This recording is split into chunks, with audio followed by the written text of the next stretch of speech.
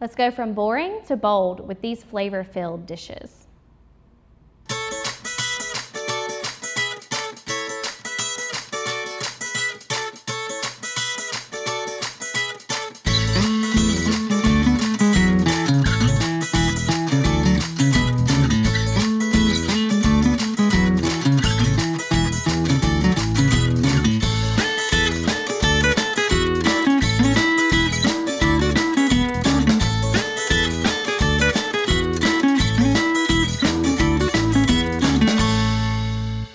Hey guys, welcome back to At the Table. Sydney here, and today I am joined by my lovely guest, Catherine Hill, and she works with us at NC State. Tell us a little bit about your position at NC State. Sure. So I'm a registered dietitian and nutrition programs manager with Cooperative Extension. So I work with a lot of nutrition curriculum, culinary nutrition curriculum specifically. So recipe development, recipe testing, and training of our educators. Yeah, I have loved working with Catherine, and she is bringing some really cool stuff to us. So one of those programs that she has just been working so hard on is called Cooking Essentials. So we're going to talk a little bit about that program today. We have 2 recipes from that program, and we are making a coconut. First, we're going to do a coconut hot and sour soup. So something really kind of bold but hearty and creamy as the winter months kind of roll in. And then later we'll also do a curried chickpea tacos. Again, something really bold, flavorful, but really easy to do. Yes, I've tried both of them. So whenever I did the Foundations of Flavor training, I did a whole show on Foundations of Flavor, by the way. Okay, good. So they've heard of some of these terms that we're going to be talking about today. We got to try both of these recipes, so I'm excited for us to be making them with you today. Yeah. So what we'll start off with is our hot and sour soup. So I'm gonna grate our ginger. Yep, grate some ginger. And I think this is interesting because you actually froze your ginger. Yes, so I mean, you don't usually use a ton of ginger all at once, you know? True. Unless you use ginger a lot, then maybe you would use it a good bit. Yeah. But for me personally, I just don't use it enough that I will throw it in the freezer, and actually it's easier to grate that way, I feel. And you can also take a spoon and use that to kind of peel your outer layer, your skin away. So this is a great one, especially if you have kiddos, you're trying to find something for them to do, get them involved in cooking. You can absolutely use a little spoon, that way they're not using a knife or anything like that. And then you can just throw it back in the freezer when you're done? Yeah, Perfect. exactly. So you're gonna do a tablespoon of grated ginger, and then I also have here red curry paste. This might be something you haven't used before. If you haven't, I really suggest it. It's a really flavorful ingredient. It's actually just red chili paste mixed with some garlic and a few other spices, but it's really warm, really bright, and you don't need a ton to add a lot of flavor. So it's only about a tablespoon. So we're gonna add a tablespoon to actually a dry pot with a tablespoon of our grated ginger. So I'm gonna get this in there. You don't need oil actually, because we want to take this ginger and this red curry paste and bloom those ingredients. We really want to open them up and have them kind of give off some of their own natural oils and their natural flavor and spice. So I'm gonna turn this up a little bit. And we talked a little bit about blooming when I did that Foundations of Flavor show that we did. And blooming is really just brightening the flavors in whatever you're using, right? Yeah, if you took these same ingredients and just put it into our broth that we'll add in a minute without doing this step first, you might not have that depth of flavor that you're looking for the soup. So doing this step first, just a couple of minutes in a dry skillet can really make a big difference in your flavor. This technique right here has been a game changer for a lot of my recipes that I've done at home. And my husband has even noticed. He's like, wow, this just tastes so good. I'm like, it's just Italian seasoning and a little bit of olive oil.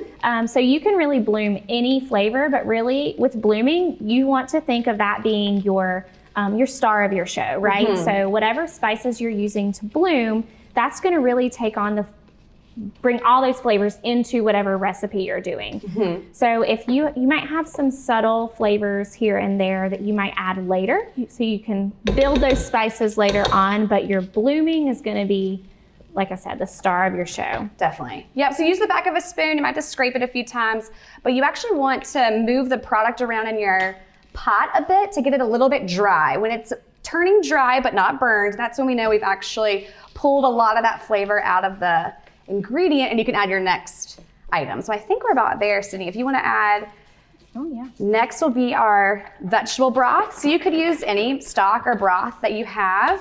Vegetable broth just continues to make this dish actually vegetarian. Perfect. And this ends up being about one of these, what is this, 32 ounce? Yeah, so 4 cups, super easy, just 1 box worth. I do typically try to buy the low sodium. I cannot find low sodium vegetable broth at our store for some reason. I do find that in chicken broth. So yeah, if you're really trying to watch that salt intake, maybe a different broth variety would be good for you. So we've stirred this around and we want to let it come up to a little bit of a boil, not a rolling boil, but just a little bit, and it will actually have that flavor steep into the broth for the next about 15 minutes. Now, what temperature did you have when you were working the paste? The paste is probably more like a medium high. We wanted to go pretty fast, and again, we wanted to dry out those flavors. And so don't be shy. Definitely don't walk away from it for too long because you might end up burning it. So that's just a little bit of a tip. Just stay around it, 3-4 minutes worth. And again, you can really smell it and it dries out, and that's when you know that you're done to move on to the next step. Perfect. Okay, so we're gonna let this simmer for about 15 minutes, right? Just to kind of marry those flavors. So we'll take a quick break and we will see you guys back in just 1 second.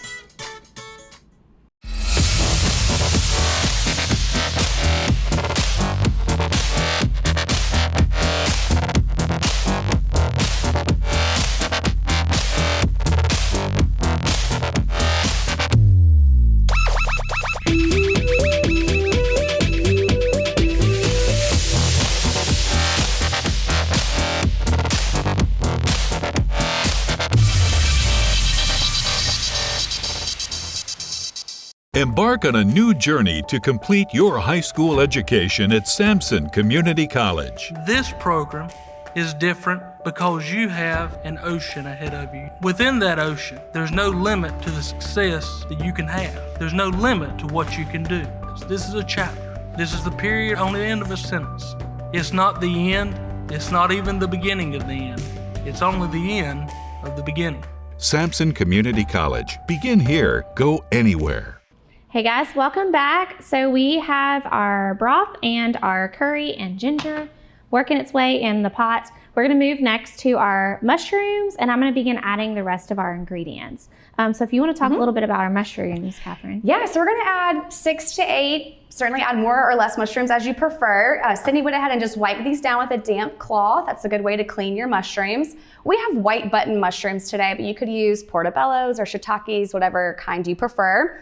But I am gonna be careful with my hands here. These are a little bit smaller. So we have our pinch grip and our hand around the handle of our knife. And then I'm gonna use my claw for our other hand and just slice your mushrooms through. You don't have to worry about making a dice per se. I think actually for the soup, it's pretty to have the larger piece of mushroom. That's a personal preference, but whatever you prefer. And then we also wanna use our stems as well. We don't wanna throw them out. To kind of cut them around the same size, we'll do just kind of this linear cut down the middle of your stem. So I'm gonna keep cutting while Sydney adds our next ingredients. Yes, so I am working on our, this can opener does not want to work. Might need my handy little assistant to help with that. So we have coconut milk. You do wanna shake that up really well. I bought the light coconut milk simply because there is a little bit more saturated fat in your traditional coconut milk. The recipe actually calls for, it just says coconut milk. So you can buy either one. It is just up to you on preference. The light is not gonna skimp on flavor at all, right? I agree, yeah, the light is perfectly fine and still has that thickness to it that we're looking for that helps to give us the creamy factor in this coconut hot and sour soup. But whatever you have available to you, will be perfectly fine. So the light is great too. Just be sure that it's the unsweetened kind. We don't want to use the sweet coconut milk. Right. Perfect. So we'll be adding that in just a second. I have coconut aminos. You can also use low sodium soy sauce. This is just what was in our refrigerator here. The difference in those, there's a little bit more added sugar that is going to be in the coconut aminos. But in terms of your sodium content, it's very similar to a low sodium soy sauce. I've had that question before. So what I'm gonna work on next is our limes. So we want about 1/4 cup of lime juice. I have 3 limes here. We think that will be about enough. You can absolutely also use the kind that is just in the container here. You know, whatever works best for you and your family. We're very versatile in our options. I'll add our mushrooms while you do that. And the lime's important here. The lime helps to provide that sour of our hot and sour soup. So you do want to be sure you get that right amount, that 4th cup if possible. I'll go ahead and stir while you do that. All right. And you can also save a few limes for some lime wedges to kind of serve on the side, or to add a little bit of extra of that tang if you are somebody that really enjoys that part of your. Yes, my preference is more tang the better. So you could add a little bit more if you wanted. And sometimes limes and lemons, all your citrus can be a little bit juicier or drier depending. So it's always nice having the backup of the already squeezed juice when needed. Yes, absolutely. And I think that you added the sugar, right? Yes, I did. So we have just a teaspoon of sugar, and that's important here because we are adding fresh lime juice. It can be pretty pungent, although some preferences like me, I enjoy that. The sugar helps to just cut a lot of that real bitter sour, and it's not a ton, it's only a teaspoon of sugar, but again, that kind of, the foundations of flavor, I know you talked about it, y'all have reviewed it, but it is important to just help kind of mitigate the flavors. And then the last thing here is kind of an original addition to our recipe. We're gonna add some pasta. You could add ramen, you could add whole wheat pasta, whole wheat noodles, egg noodles, just to give it a little bit more of a substance to this dish. So I'm gonna use probably like 2 smaller handfuls, but I am gonna break it just to make sure that we can fit all of our pasta in our pot. And this is just, what is it, thin whole wheat spaghetti. But again, whatever kind you have at home, you could certainly add. Other things you could add, maybe some protein, like thawed defrozen shrimp. You could add chicken pieces, just to give it a little bit more of an umph. But I think this will be really delicious. So we'll turn that up and get that to a soft boil and then let it go for another 15 minutes or so. And I think this also too just kind of depends on what you're looking for. Is this going to be your meal? Is this going to be a side? So if you want to just add a little bit, like we did with these noodles, or chicken, anything like that, that will just kind of beef it up and make it more of a substantial meal, right? So, absolutely. Tell us a little bit about the Cooking Essentials program. Yeah, so Cooking Essentials is a culinary nutrition program. It's heavy on the culinary aspect of recipe development and also kind of a culturally inspired recipe. So a lot of the recipes that you've come in contact with, that I think the ones you enjoy, have really bold, flavorful additions that might be a little bit more unique or different than some of our other recipes. So this one, for example, we're using that red curry paste. Not a ton of ingredients, but a lot of payback as far as flavor. And then the program we're hoping to roll out soon, and hopefully in Sampson County as well, for our educators to teach, again, really the culinary aspects to healthy eating and healthy cooking at home. And this is primarily geared towards young adults, right? It is. It's geared towards young adults, so 18 to 25-year-olds is our age group here. It's a really important time of your life, right, where you're really cementing your culinary skills. So that's how we developed the program. Awesome. Well, we can't wait to bring it here. Like I said, I've tried some of these recipes already, and they are so good. And I know that we will enjoy that program here in Sampson County. So we're actually going to let this soup simmer for about 15 minutes, and we'll take a quick break. When we come back, we'll start working on our tacos. Sampson Community College, career training that puts you to work. Our Academy of Continuing Excellence provides work training for adults with learning disabilities ages 18 and older. We assist students with intellectual challenges in reading, writing, math, and vocational skills. Our goal is to help make a smooth transition into secondary education or employment opportunities. Applicants to this program must be interviewed and pass an entrance exam to be considered. Sampson Community College. Begin here, go anywhere. Eastern North Carolina is a beautiful place where we gladly choose to call home. And we strive to provide the best communications services. STAR is committed to improving communications to all our service areas because we want to improve the communities where we not only work, but also live. STAR Communications. We are neighbors serving neighbors. Hey guys, welcome back. So our soup is all done. We're just gonna scoot it off the burner for now, and then we will kind of plate it with you guys afterwards. We're gonna work on our tacos next, right, Catherine? Yes. So what are we gonna be cutting first? Sure, so these are our curried cauliflower and chickpea tacos. They're veggie filled, so we have quite a few things to work through, but pretty easy. So I'm gonna let you finish up cutting our cauliflower. And then we're also going to use one bell pepper. I like to use red bell pepper for the color here, but you could use any bell pepper you like. A sweet potato, again, you could use a regular potato or a sweet potato. I think this one works well with this dish.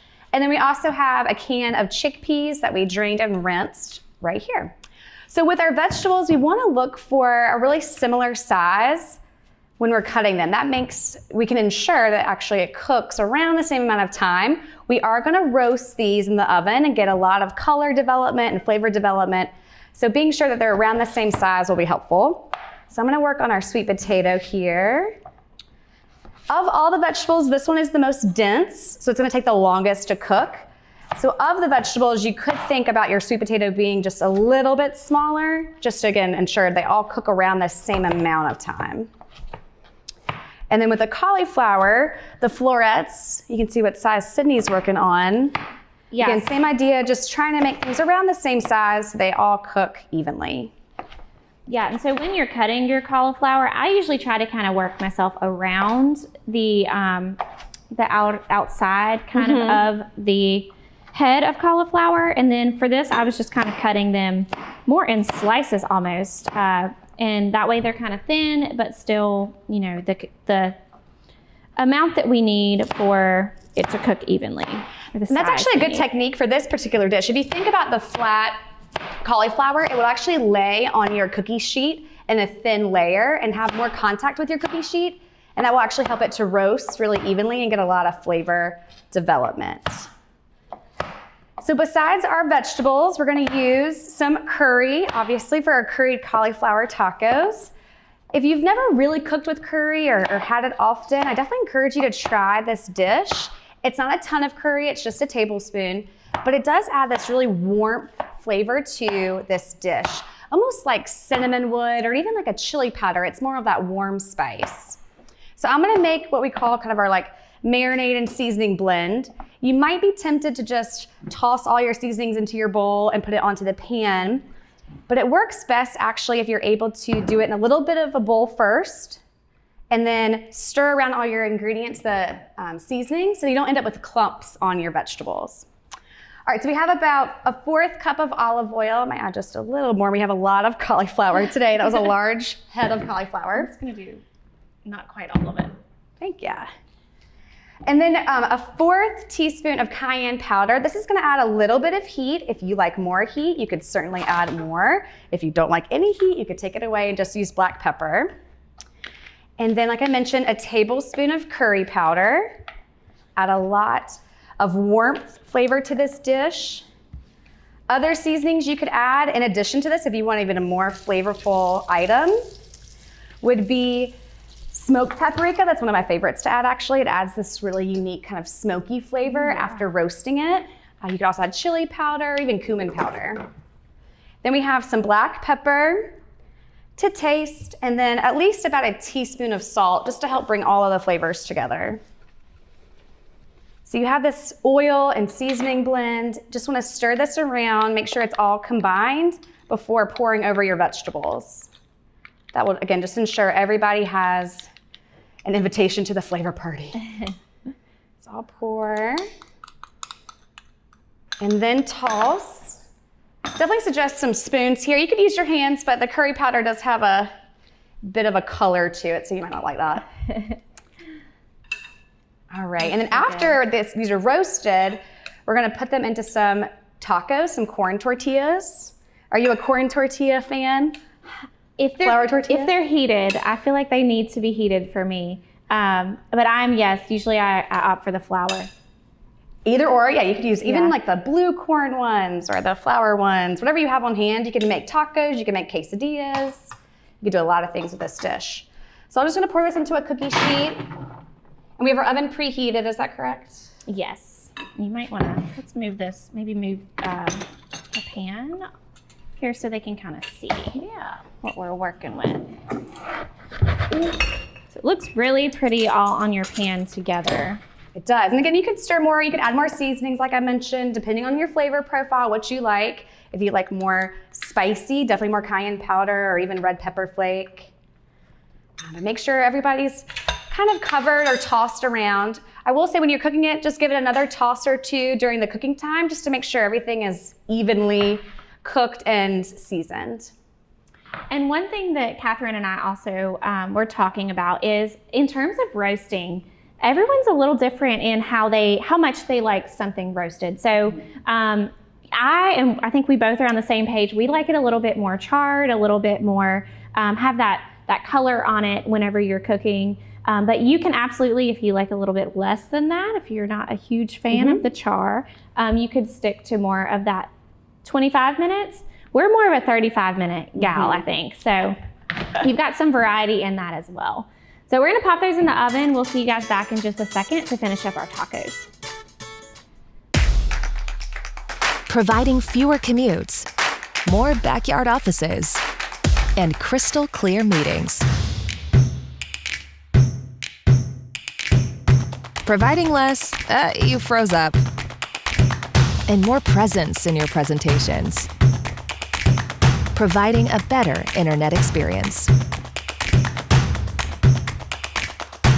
Providing possible.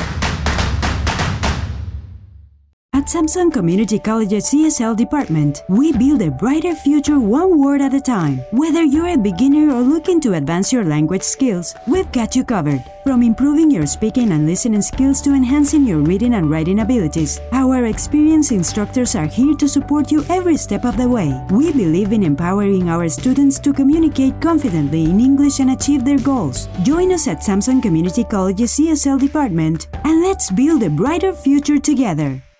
Hey guys, so we have our roasted veggies have came out of the oven. They are so pretty, they look so good.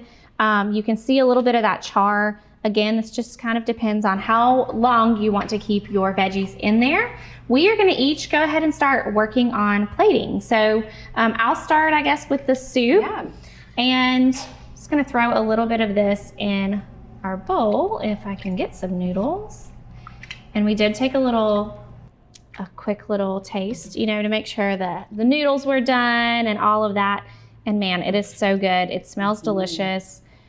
This is one that I absolutely do remember making whenever we did our Foundations of Flavor, because it surprised me. Honestly, when I heard of this soup, it wasn't something that I thought would jump out at me. Yeah. I think it's simple ingredients, but really flavorful. And this soup actually freezes very well. If you do freeze it, I would suggest just don't add your pasta or noodles. Go ahead and just freeze it as the broth with the mushrooms and the coconut milk and all of that. And then when you're ready to reheat it, put it back on the stove, bring it up to temperature, and then throw your noodles in.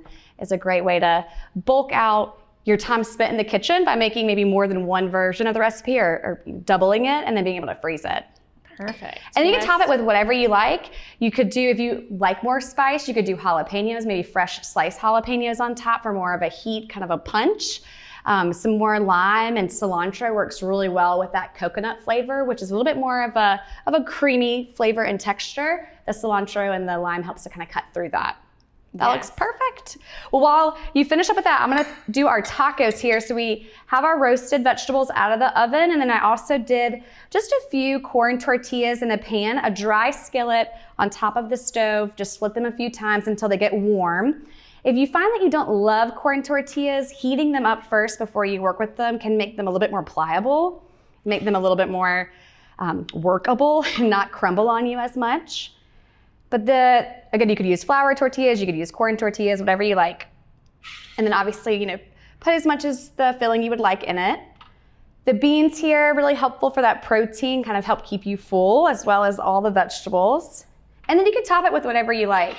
You could do salsa, you could do cheese, cheddar cheese, you could do jalapenos. To keep our theme, we have more cilantro and lime, which just kind of adds a fun kind of punch of flavor. And then we also have some Greek yogurt instead of sour cream.